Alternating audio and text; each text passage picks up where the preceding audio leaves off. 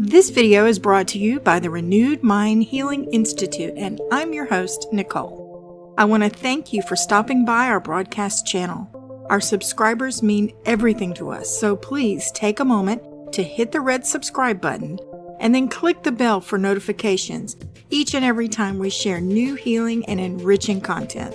We're glad you're here. Let's get started.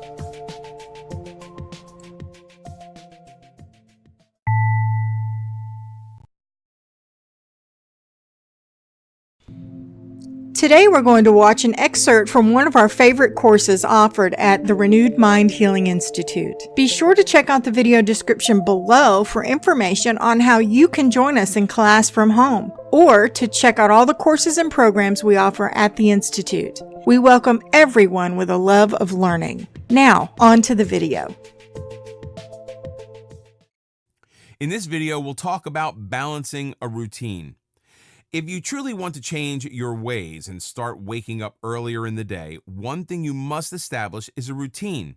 Every person functions more efficiently when they're working with a routine.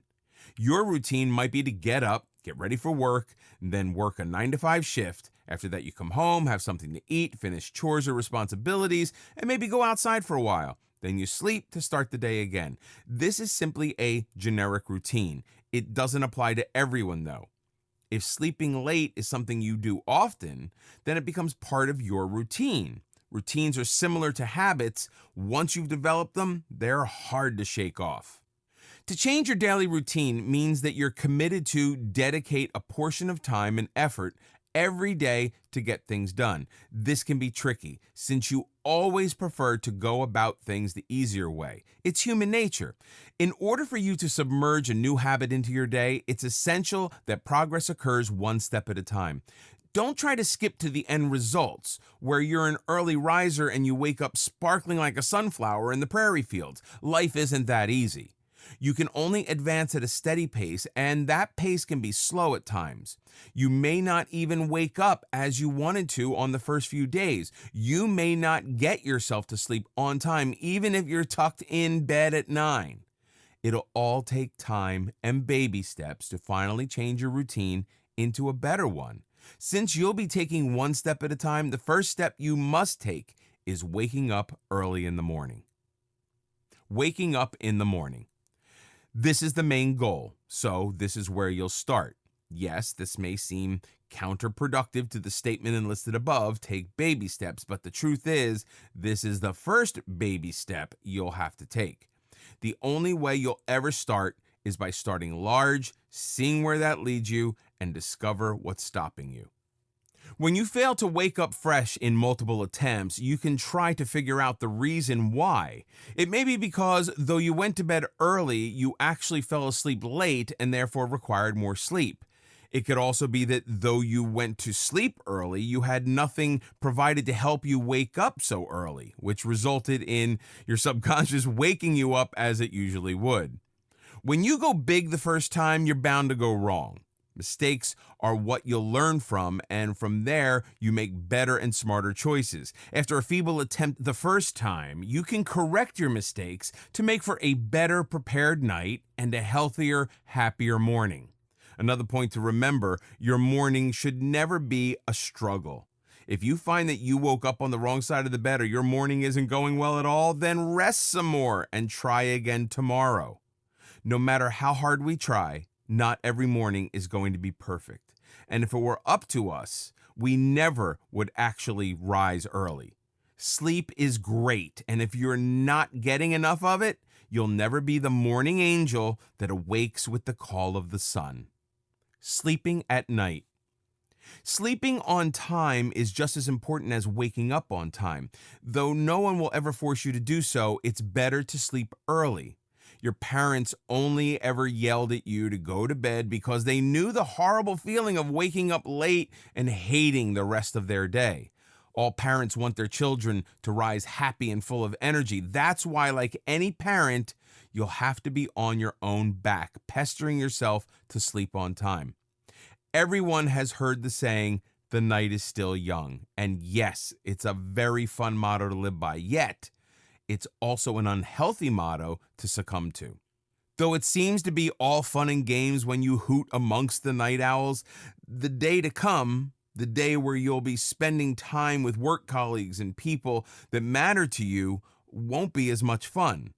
The truth is that the day was made to fulfill opportunity and experiences, not so you could lounge around and do nothing.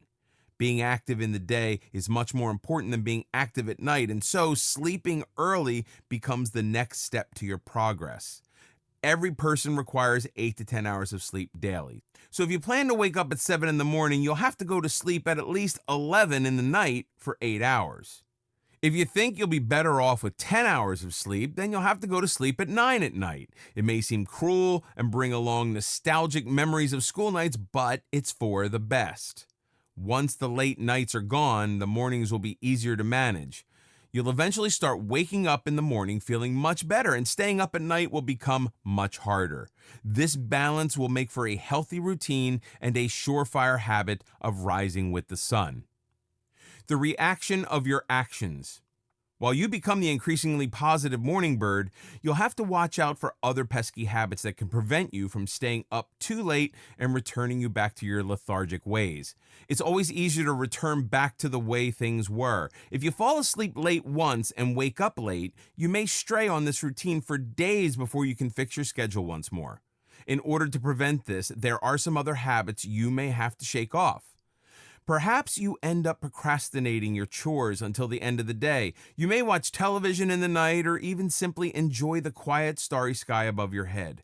There's nothing wrong with any of these hobbies or habits, but they will interrupt your attempt to rise early. Anything you do after the sun sets will affect your sleep. Therefore, it's better to wrap all of your chores and jobs before the sun sets so you can properly finish the day.